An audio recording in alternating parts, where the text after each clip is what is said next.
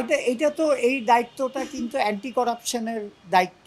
এই জন্যে আপনি জানেন, যেটা আবার রিপিট করছি, যে এখানে আইসিসির একজন ম্যানেজারও আছে, প্লাস আমাদের নিজেদের ইউনিট আছে, তার উপরে আছে আপনাদের চেয়ারম্যান অফ অ্যান্টি করাপশন বা ইন্টিগ্রিটি ইউনিটের, আমরা যেটাকে এখন নতুন করে বলতেছি ইন্টিগ্রিটি ইউনিট, সেই ইউনিটের চেয়ারম্যান।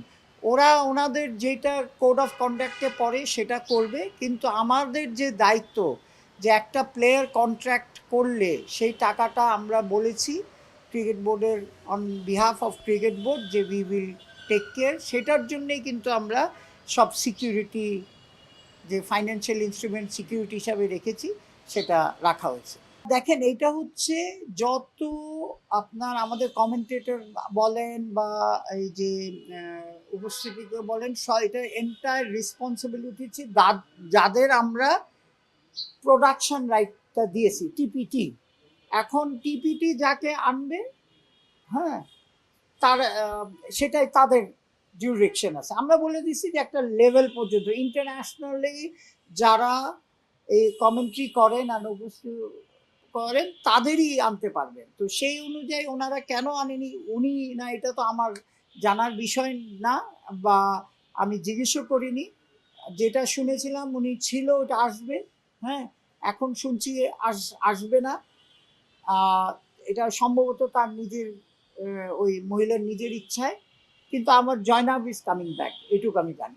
সিকিউরিটি কনসার্ন হচ্ছে আমরা ফুললি আমাদের সাপোর্ট করতেছে। ইন্টার মিনিস্ট্রি মিটিংয়ে যখন আপনার তারা জানে, সব র্যাব, বাংলাদেশ আর্মি বলেন আর পুলিশ বলেন এবং আরও আনুষঙ্গিক যারা আছে, সবার সাথেই তো নিয়ে এটা মিটিংটা হয়, তারা ফুল সাপোর্ট করার জন্যে অলরেডি আমাদের কমিটমেন্ট দিয়েছে হোম মিনিস্ট্রি।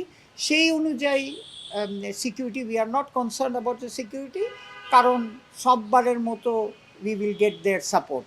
আর আরেকটা হচ্ছে যে আমি আজকেও আপনার গ্রাউন্ডসের সাথে বসেছিলাম যে এনাফ রেস্ট পেয়েছে, তো we should see a good মানে sporting wicket for next phase of matches. প্রিবিএলের ট্রফিটা যেটার এখন পর্যন্ত কনফার্ম যে 17 তারিখে আসবে, এইটা আপনি একটা দেখেন, এটা let me clear very very clearly, যে এলিট প্যানেলের আম্পায়ার ইজ কন্ট্রাকচুয়ালি, মানে তাদের সাথে কন্ট্রাক্ট হচ্ছে আইসিসির। আমাদের এনওসিও লাগে না, কিছুও লাগে না, তারা খালি আমাদের জানায় যে আমি যাচ্ছি। সো সুতরাং এইটা ICC, between the ICC and the umpire, আমাদের আইসিসি ইন্টারন্যাশনাল আম্পায়ার বলেন আর এলিট প্যানেল আম্পায়ার বলেন। দেখেন যে রাহুল গেছে, রাহুল খালি আমাদের জানিয়েছে, এবং তার সাথে কন্ট্রাক্ট হচ্ছে আমাদের যে লোকাল কন্ট্রাক্টে লেখা আছে যে যখন ইন্টারন্যাশনাল তার এনগেজমেন্ট হবে তখন আমরা তাকে অটোমেটিক ছুটি দিয়ে দিব। এখন পর্যন্ত তো এটা সৈকতকে জিজ্ঞেস করতে হবে, যে আমি যতটুকু জানি যে না, এখন পর্যন্ত ওকে নেয়নি তো বিয়েতে, এবার নিবে নাকি জানি না, কিন্তু এখন পর্যন্ত আমার যে আনঅফিসিয়ালি তার সাথে আমি কথা হয়েছে, তাকে বলেনি। কিন্তু এলিট প্যানেল আম্পায়ার তো আপনি জানেন যে কোনো সময় যে কেউ কল করতে পারে। সো সেটা হচ্ছে basically the contract between ICC and elite panel umpire. Cricket বোর্ডের এখানে কোনো এনওসি দেওয়ার কোনো অপরচুনিটি নেই। এইটা হচ্ছে আমার মনে হয় যে এটার অ্যাকচুয়ালি ইন্ডিভিজুয়াল ব্যাপার তো।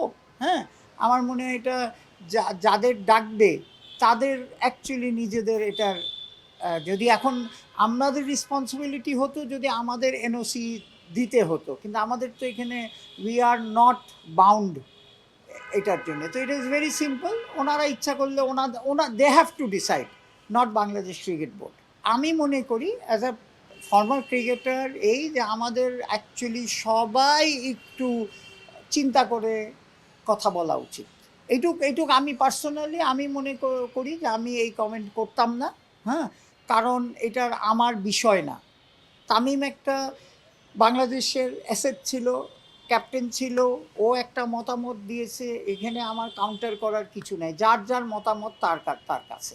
তো আমি ইন্ডিভিজুয়ালি এই কমেন্টটা করতাম না ভাই।